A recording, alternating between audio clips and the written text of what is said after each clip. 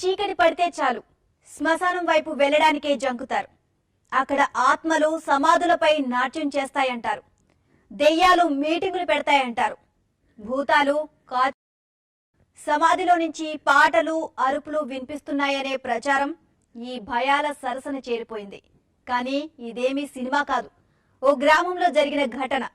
దీని వెనుకున్న అసలు రహస్యమేంటి? ఇది ఎంతవరకు నిజం? మూఢనమ్మకాలను ప్రోత్సహించడం, భయపెట్టడం మా ఉద్దేశం కాదు. కానీ జరిగిన వాస్తవ ఘటనలను మీ ముందుకు తేవాలనేదే మా తాపత్రయం.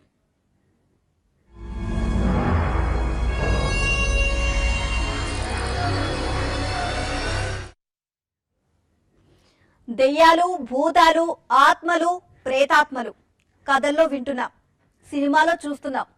కొందరు నిజంగానే చూశామంటారు. బాధితులుగా మారామని చెప్పేవారు లేకపోలేదు. దెయ్యం ఆవహించిందంటారు. ఆత్మలు వెంటపడుతున్నాయని అంటారు. ఈ భయమే చీకటి పడగానే శ్మశానం వైపు వెళ్లాలంటేనే వణుకు పుట్టిస్తుంది. చీకటి మాట అటుంచితే పగటిపూటనే సమాధి వద్దకు వెళ్లాలంటేనే ఓ గ్రామస్తులు భయపడిపోతున్నారు. ఇంతకీ ఎందుకో తెలుసా? ఆ సమాధి నుంచి ఒకసారి అరుపులు వినిపిస్తే మరోసారి పాటలు వినపడుతున్నాయి. అసలు సమాధి నుంచి అరుపులు, పాటలు రావడం ఎలా సాధ్యం?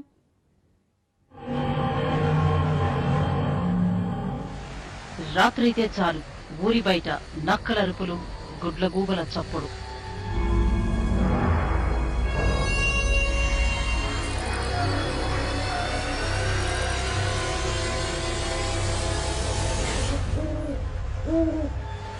ఊరి బయట ఉన్న శ్మశానం వద్ద అరుపులు, కేకలు, భయపెడుతున్న ఫీలింగ్.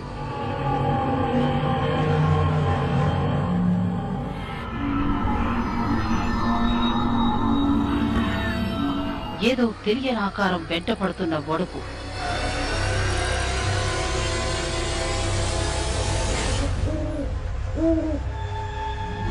మన నీడ మనల్నే వెక్కిరిస్తుంది. చీకట్లో తాడుకురా బాములా భయపెడుతుంది. ఇది భ్రమనా, నిజమా? తెలియని సందిగ్ధం.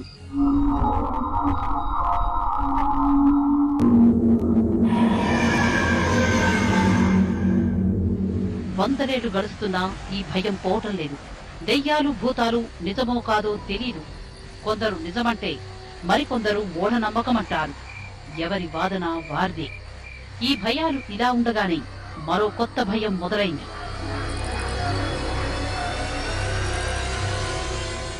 సమాధిలోంచి అరుపులు, పాటలు వినిపిస్తున్నాయంటూ ఇటీవల ఉత్తరప్రదేశ్లోని ఓ గ్రామంలో ఆందోళన మొదలైంది.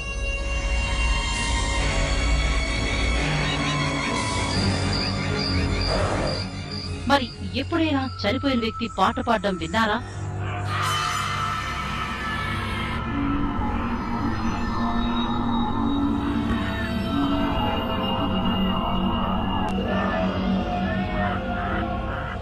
చనిపోయిన వ్యక్తి ఎప్పుడైనా మిమ్మల్ని పిలిచారా? చనిపోయిన వ్యక్తి బతికుండడం ఎప్పుడైనా చూశారా?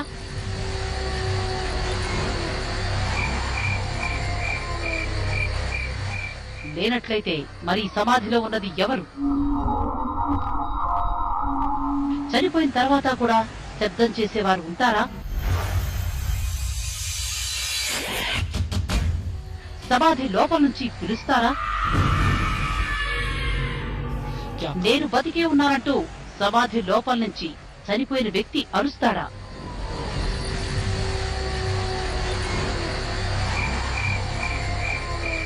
ఇది కల్పితం కాదు, నిజమంటారు ఆ గ్రామస్తులు.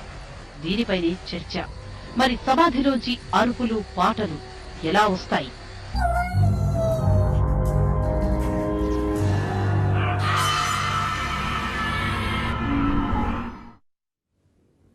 సమాధిలో నుంచి అరుపులు రావడానికి ఇదేం అరుంధతి సినిమా కాదు. సమాధిలో నుంచి పాటలు రావడానికి ఇదేమీ రొమాంటిక్ మూవీ కాదు. ఉదయం అరుపులు వినిపిస్తే సాయంత్రం పాటలు వినిపిస్తాయి. ఒకే సమాధిలో ఈ తేడా ఏంటి? చనిపోయిన వ్యక్తి పాటలు పాడతాడా, అరుస్తాడా? ఇదెలా సాధ్యం? ఇందుకే అక్కడేం జరిగింది?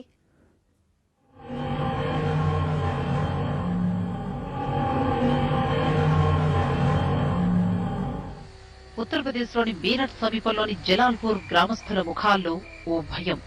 ఏదో తెలియని భయంతో అందరిలోనూ ఆందోళన. ఎందుకంటే వారి గ్రామంలోని ఓ సమాధి నుంచి చనిపోయిన వ్యక్తి ఉదయం సాయంత్రం అరుస్తూ పాటలు పాడుతున్నట్లు ప్రచారం జరగడమే. నేను బతికే ఉన్నాను, నన్ను బయటకు తీయండి అనే అరుపులు, పాటలు పాడుతూ పుని రాగాలు తీస్తూ తన ఉనికిని చాటే యత్నం, ఇదంతా ఇదిగో ఈ సమాధి నుంచి వచ్చినట్టు కుటుంబ సభ్యులు చెప్పారు.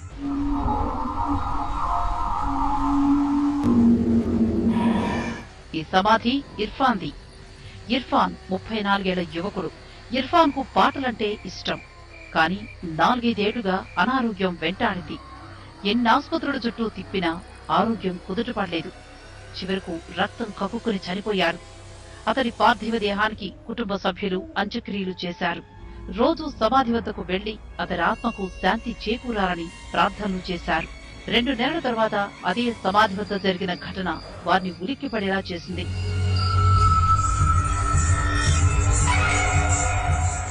నేను బతికే ఉన్నాను, నన్ను బయటకు తీయండి అనే అరుపులు కేకలు వినిపించాయి. చుట్టూ చూస్తే ఎవ్వరూ లేరు. జాగ్రత్తగా గమనిస్తే ఆ అరుపులు సమాధి నుంచి వస్తున్నట్టే అర్థమైంది. ఇది భ్రమ నిజమా అనే కన్ఫ్యూజన్ లో పడిపోయారు.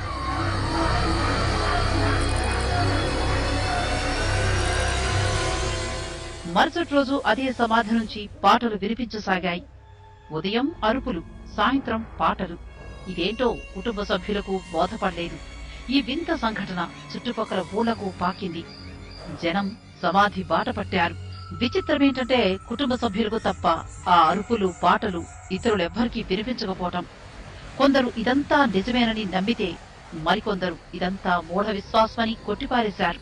ఇక సమాధిని తవ్వి అందులోని రహస్యాన్ని తెలుసుకోవడానికి అనుమతినివ్వాల్సిందిగా ఇర్ఫాన్ తండ్రి సమీరుద్దీన్ జిల్లా అధికారుల్ని కోరాడు.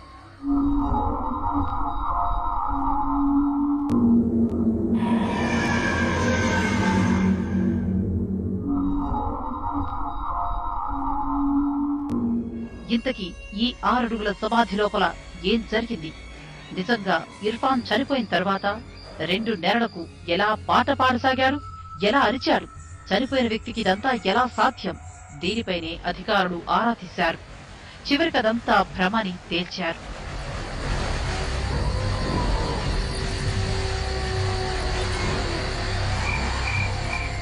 చనిపోయిన వ్యక్తి ఎప్పటికీ తిరిగి రాడు. ఇదే సత్యం. మాట్లాడడం, పాడడం, అరవడం ఇలాంటివన్నీ ప్రాణం ఉన్నంత వరకే. మరణిస్తే వీటికి ఆస్కారమే ఉండదు. ఇర్ఫాన్ అరవలేదు, పాడలేదు అని అనుకుంటే మరి కుటుంబ సభ్యులకు ఇదంతా ఎలా వినిపించింది?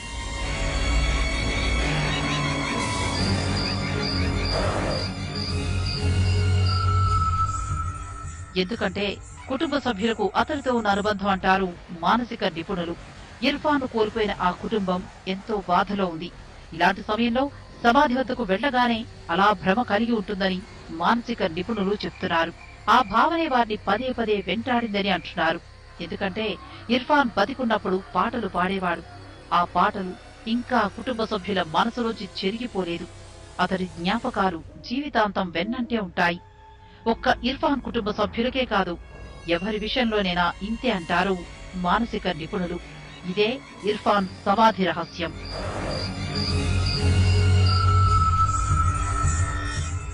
ఇక శ్మశానం అంటే మనలో చాలా మంది భయపడ్డానికి కారణం చిన్నప్పటి నుంచి మనలో గూడు కట్టుకుపోయిన భావనలే. చిన్నప్పుడు అన్నం తినకపోతే అమ్మ బూజాడి భయం చెప్తుంది. రాత్రి నిద్రపోకపోతే దెయ్యాలున్నాయంటూ భయపెడతారు. చీకట్లో ఎక్కడికైనా వెళ్ళాలి అంటే భూతాలు వెంటపడతాయని భయపెడతారు. ఇవే మనలోని భయాలకు కారణము అంటారు మానసిక నిపుణులు.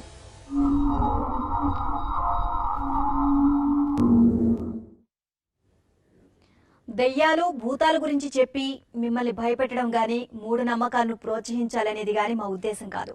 జరిగిన సంఘటనల వెనుకున్న రహస్యాలను చెప్పడమే మా ఉద్దేశం. ఏది నిజమో ఏది అబద్ధమో తెలుసుకోకుండా గుడ్డిగా నమ్మడం మంచిది కాదు. మూఢనమ్మకం మనలోని ఆత్మవిశ్వాసాన్ని దెబ్బతీస్తుంది, పిరికివాళ్ళని చేస్తుంది. నిజం తెలుసుకోవడం వల్ల ధైర్యవంతులను చేస్తుంది. So be aware.